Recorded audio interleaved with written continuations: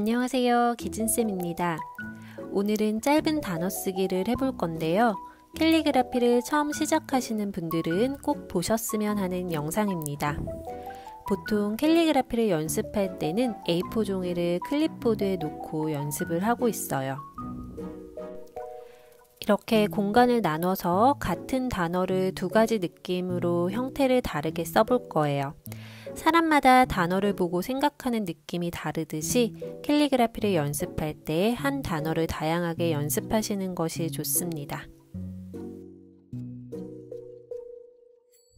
부드럽게 흘려서 쓰는 느낌과 귀엽게 쓰는 느낌 두 가지로 써볼게요. 두 느낌의 선 처리를 좀 다르게 해주시면 좋은데요.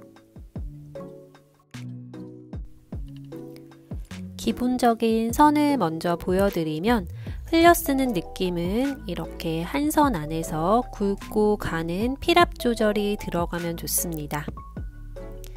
이렇게 굵게 눌러 주었다가 가늘게 빼주는 이런 선 연습을 먼저 해주시고요.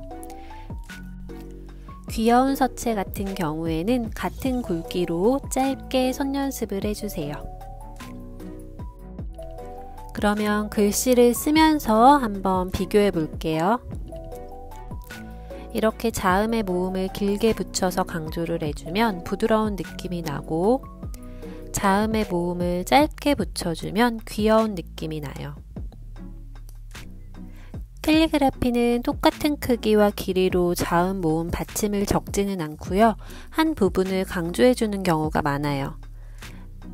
앞에 부드럽게 흘려 쓴 아처럼 받침이 없는 경우는 모음의 길이를 늘려서 강조를 해주고요. 이렇게 자음을 크게 강조를 해주는 경우도 있습니다.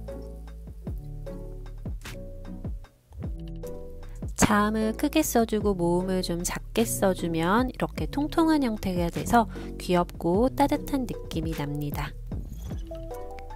그럼 받침이 있는 단어도 같이 써볼게요. 봄이라는 단어를 이렇게 썼는데요. 미음 받침에 긴 획을 추가해서 강조를 해주었고요. 이번에는 자음을 좀 크게 쓴 봄을 써보겠습니다. 자음 비읍을 크게 써주고 미음은 받침인데 좀 작게 이렇게 써주었어요. 같은 봄이라도 느낌이 많이 다르죠. 그리고 산이라는 단어를 써보겠습니다. 니은을 길게 늘려서 강조를 해주었고, 이번에는 반대로 짧게 니은 받침을 써주었어요. 이렇게 받침을 크고 길게 써서 강조를 해주는 경우인데요. 이렇게 받침 강조도 많이 사용하고 있으니 여러분들 꼭 연습을 많이 해주세요. 이렇게 두 가지 형태로 써보시면서 여러분들이 그 느낌과 차이를 이렇게 느껴보시면 글씨 연습을 하실 때 더 도움이 많이 되실 거예요. 이번에는 리을 받침이 들어간 별이라는 단어를 써볼게요. 하나는 리을을 부드럽게 흘려 써주고, 이렇게 귀엽게 쓴 별은 리을 받침을 비읍보다 작게 이렇게 붙여주었어요. 서로 다른 별의 느낌을 느껴보세요.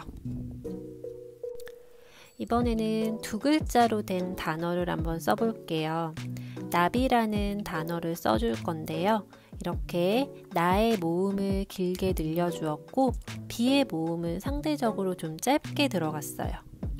귀엽게 쓴 나비는 이렇게 좀 둘 다 짧게 이렇게 써주었고요.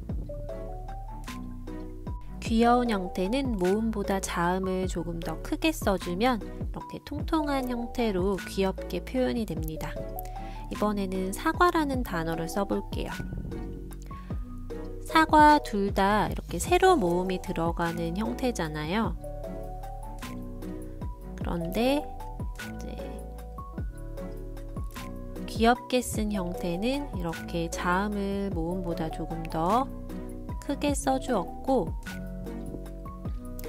두 글자가 둘 다 이렇게 세로 모음일 때 하나는 좀 짧게 써주시고 하나는 좀 길게 써주시면 좀 더 개성 있게 글자를 쓰실 수 있으세요.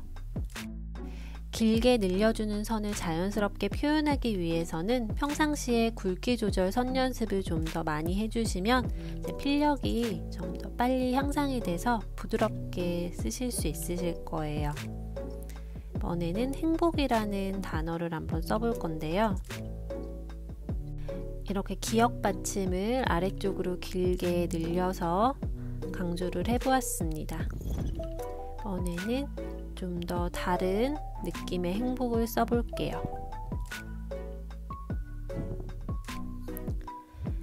이번에도 기역 받침을 좀 크게 써주었지만 왼쪽의 행복과는 좀 다르게 가로로 길게 써보았어요. 그러면 좀 더 글씨 전체가 옆으로 가로로 이렇게 길어서 통통한 느낌이 들잖아요. 그러면 행복 자체도 좀 귀여운 행복한 느낌이 들게 이렇게 써보았습니다. 얘는 가을을 써보았는데요. 구도는 비슷하게 들어갔지만 하나는 아래쪽으로 리을을 휘날려서 길게 강조를 해보았고, 오른쪽 가을은 리을을 좀 더 귀엽게 써주었어요. 받침에 기역, 리을, 시읒, 치읓 같은 자음이 올 때는 받침을 좀 큼직하게 써서 강조를 해주는 경우가 많고, 이때는 받침보다 초성 자음이나 모음은 좀 더 작게 써주셔야 받침 부분이 강조가 되니까 그 부분 유의해 주세요. 세 글자 단어인 라디오도 이렇게 리을을 좀 다른 모양으로 써주었고, 한쪽은 라에서 모음을 강조를 해보았습니다. 이번에는 제주도를 다른 형태로 써볼 건데요. 여러분들이 단어를 쓰시기 전에 다양한 모음과 자음 연습을 해주시면 좋아요. 이렇게 같은 지읒이라도 좀 다른 모양으로 써주시면 이렇게 다른 형태와 느낌으로 쓸 때 도움이 많이 되시거든요. 그러니까 그 모양을 연습을 좀 다양하게 많이 해주세요. 이렇게 두 가지 느낌으로 쓰면서 자음과 모음의 형태를 연습해 주시고, 어떤 모양이 어떤 느낌에 좀 더 잘 어울리는지도 생각해 보면서 연습해 주시면 좋습니다. 같은 하우스도 이렇게 히읗의 모양에 따라서 좀 느낌이 다르죠. 자음 히읗의 획도 이렇게 세로로 해줄 때랑 가로로 해줄 때 모양이 많이 달라지고요. 그리고 선의 끝처리가 뾰족하냐 동그랗냐에 따라서도 많이 달라져요. 여러분들이 많이 쓰시는 사랑해요 라는 글귀를 써볼게요. 사랑해요도 부드럽게 이렇게 흘려 쓴 느낌과 동그랗고 귀엽게 쓴 느낌, 이렇게 두 가지로 연습을 해보세요. 같은 사랑도 쓰는 사람에 따라서 느낌이 다르잖아요. 여러분들이 생각하는 사랑은 어떤 모양인지 여러분들이 한번 느껴보면서 글씨를 써보세요. 그럼 그 느낌이 글씨의 모양에도 표현이 될 수 있도록 이렇게 노력을 해주시면 언젠가는 여러분들의 느낌을 글씨에 이렇게 모양으로 표현을 하실 수 있으실 거예요. 예쁘다라는 글귀도 이렇게 모음을 길게 늘려서 써보고, 자음에 이렇게 강조를 해주면서 모음을 짧게 적어보았습니다. 이번에는 최고야라는 글귀를 써볼 건데요. 이것도 마찬가지예요. 이렇게 부드럽게 흘려 쓰는 느낌은 좀 강약 조절을 하셔서 이렇게 선을 부드럽게 흘려서 끝처리를 좀 가늘게 빼주시고요. 귀여운 느낌은 이렇게 좀 동글동글하고 끝처리를 동그랗게 이렇게 만들어주시면 그 느낌이 이렇게 달라집니다. 오늘 이렇게 같은 단어를 두 가지 느낌으로 구별해서 써보았습니다. 단어 연습을 해주실 때는 이렇게 오늘 연습하신 것처럼 한 글자씩 글자 수를 늘려가면서 연습해 주시면 좋습니다. 이렇게 조금씩 늘려가시면서 문장으로 넘어가셔야 나중에 문장 구도나 강조 부분에서도 어렵지 않게 하실 수 있으세요. 오늘도 끝까지 시청해주신 분들 감사드립니다. 좋은 하루 되시고요. 날씨가 많이 더운데 건강 조심하세요. 감사합니다.